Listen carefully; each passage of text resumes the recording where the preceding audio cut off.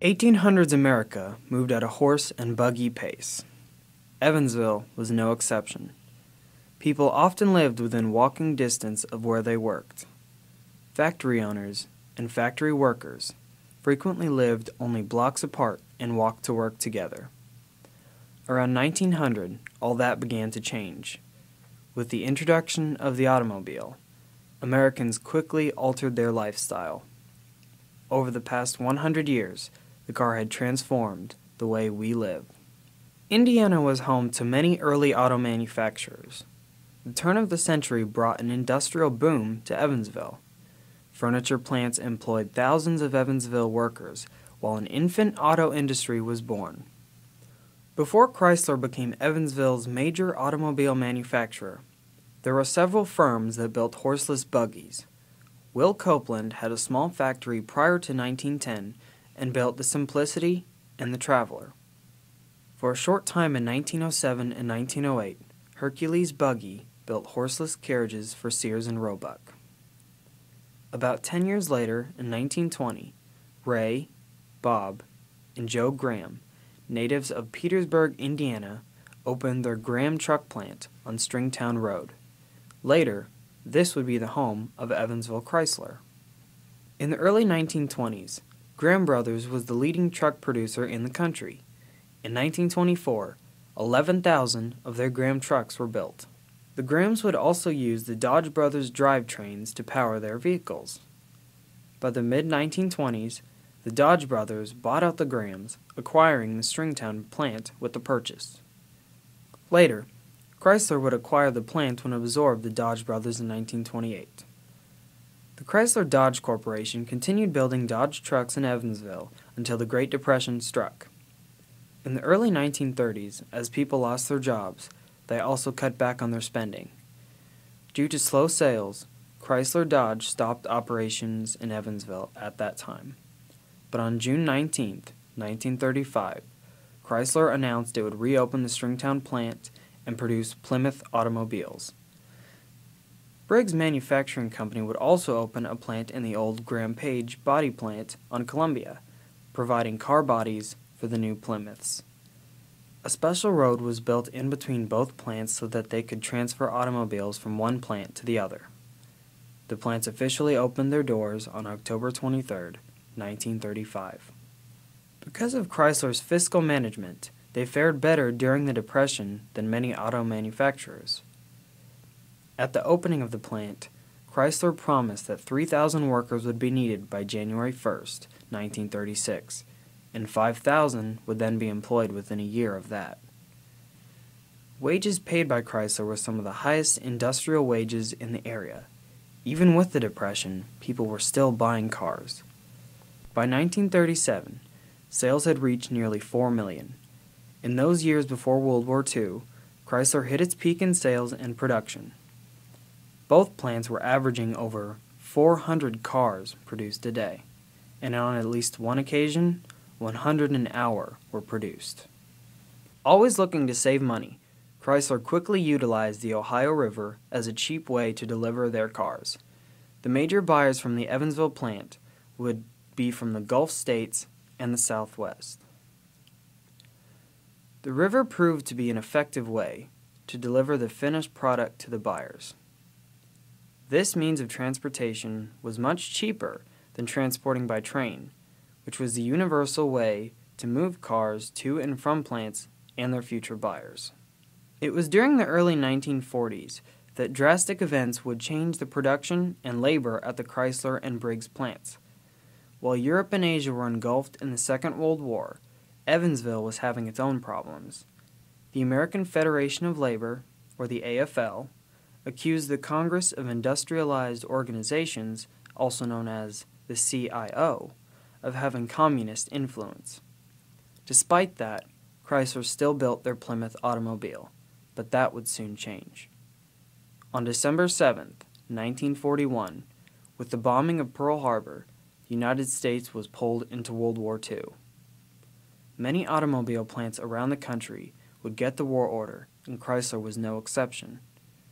On June 4, 1942, Evansville received the order to produce 45 and .30 caliber rounds, and other specialty ammunition styles. Briggs was given the order to produce the wing sections on the Corsair fighter plane and P-47 Thunderbolt wings constructed at the New Republic Aviation Plant, also in Evansville. In less than 6 months, the Chrysler plant would be making millions of steel-cased cartridges for combat use in the military. By September of 1943, 12,500 men and women were employed at the plants. These ordnance workers performed one of 8 different jobs at the Chrysler plant. Most of them manufactured over 3 billion .45 caliber cartridges. The ammunition was then packed and shipped to the Pacific and European fronts. Other employees made 30 caliber bullets. 500 million artillery shells were also manufactured. The Chrysler Corporation performed another service for the Army. 1,662 Sherman tanks were brought to Evansville for reconditioning, as well as 4,000 Army trucks. Near the end of the war, the plant was given the order to create 7 million firebombs, but thankfully, these were never used because the war had quickly ended. As World War II came to an end, Chrysler returned to making the Plymouth, and Briggs would begin to make the wing sections for the Grumman Albatross transport plane, as well as producing Plymouth auto bodies. The 1950s would spell the end of Chrysler's operation in Evansville. In November of that year, other unions in Evansville black-labeled the UAW at the Chrysler plant communistic. Workers within the UAW disagreed entirely. In 1953, the 1 millionth Chrysler Plymouth was produced, and Evansville's economy peaked. Over 50,000 workers were employed in the city's industries. Also, a new drastic change to car manufacturing would forever impact industry at the plant and in Evansville in general. Car manufacturers, including Chrysler, were allowing for more options on their cars. 2 color choices, a choice of horsepower, transmission, and interior finishing could be selected by the buyer. These choices made it impossible to produce stock cars that had every available option. Car industries decided to produce catalogs that a buyer could order a car with any choices available to that vehicle. The order would then be sent to the manufacturer for the auto to be completed. This meant that a good number of the cars being produced at the time were custom. Confusion occurred on a massive scale in the factories, since normal production was no longer a possibility. Each car on the production line would differ from the one before it. They could no longer have a normal assembly line. Evansville's Plymouth plant was greatly affected by this new change because people did not want to wait weeks, or possibly even months, for delivery. During the early months of 1957, rumors began to spread about the possible closure of the 2 plants. The company denied the rumor, but employees were noticing that the plants were not trying to become more technologically advanced like other car manufacturers of the time. At the same time, Chrysler was home to many wildcat strikes. At any time when a worker felt that he or she wasn't getting paid enough or the right benefits, they would go on strike. This halted production on more than one occasion because of the union having so much control in Evansville. That fall, Chrysler made the decision to leave Evansville and move farther west, near St. Louis, Missouri. And everybody had a chance to go to St. Louis if they wanted to go. But like the other guys with me, they choose not to go, and I did too, and so. But we got to pay a severance pay. And they said if you draw it all out, you wouldn't be entitled